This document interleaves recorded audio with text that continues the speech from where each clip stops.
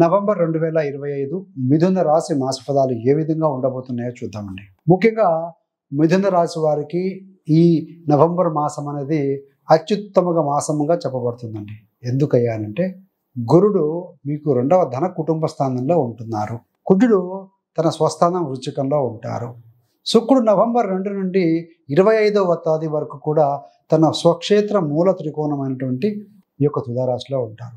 17 November నుండి ఈ యొక్క రవిగ్రహము మిత్రక్షేత్రం అయినటువంటి వృశ్చికంలో ఉంటారు.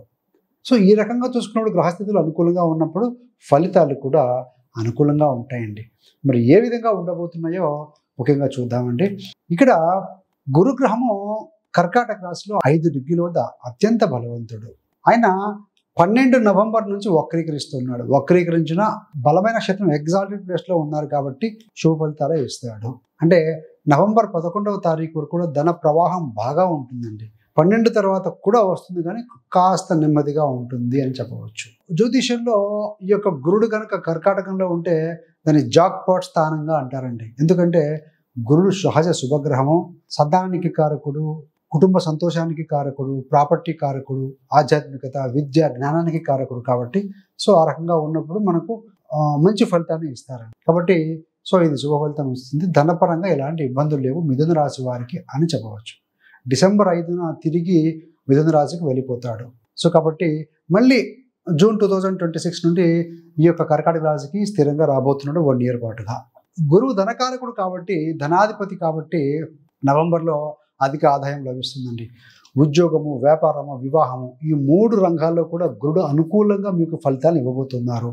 కొంతమంది ఉద్యోగులకు పదోన్నతి రావచ్చు, వ్యాపారాలకి కష్టములు రావచ్చు. ఎందుకు ఉద్యోగులకి ధనాదాయము, ప్రమోషన్ రావచ్చు అంటే 10వ అధిపతి గురుడు, ఆయన మీకు 2వ స్థానం ధన కుటుంబ స్థానంలో ఉన్నాడు. బలమైన క్షేత్రం 2 అంటే కనుక స్టేటస్ ఫేస్ కానీ మీకు స్టేటస్ లో పెరిగే అవకాశం ఉంటుంది. 7వ అధిపతి లీగల్, బాండేజ్, వ్యాపారము, వివాహానికి సంబంధించిన స్థానం కాబట్టి మంచి వివాహ సంబంధాలు రావడం, సో వివాహానికి సంబంధించి మంచి పరిణామాలు కూడా చోటు చేసుకునే అవకాశం కూడా కనపడుతుంది. బిజినెస్ లో కొత్త కస్టమర్లు వచ్చే అవకాశం ఉంది. గురు దృష్టి వలన న్యాయవాదులు, ఉపాధ్యాయులు, పండితులు మరియు సైన్స్ రంగంలో ఉన్నవారు చాలా అత్యున్నత స్థాయికి చేరుకునే అవకాశం ఉంటుందండి. మాట్లాడే భాష తీపిగా, సున్నితంగా, తెలివిగా ఉంటుంది. దానివల్ల మీ ఇతరులను మీరు ఈజీగా ఆకర్షించగలుగుతారు. పిల్లల విషయంలో మాత్రం ఇది సానుకూలం. సంతానం పొందే యోగం కూడా బలంగా ఉంటుంది ఎవరన్నా అలా ప్లాన్ చేసుకుంటూ ఉంటే. మరి ఆర్థిక సంబంధమైన విషయాలు చూస్తే ధనం పెరుగుతుంది, కానీ జాగ్రత్తగా దాన్ని నిలుపుదల చేసుకోవాలండి. సో డబ్బులు వచ్చే మార్గాలు విస్తారంగా ఉంటాయి, కానీ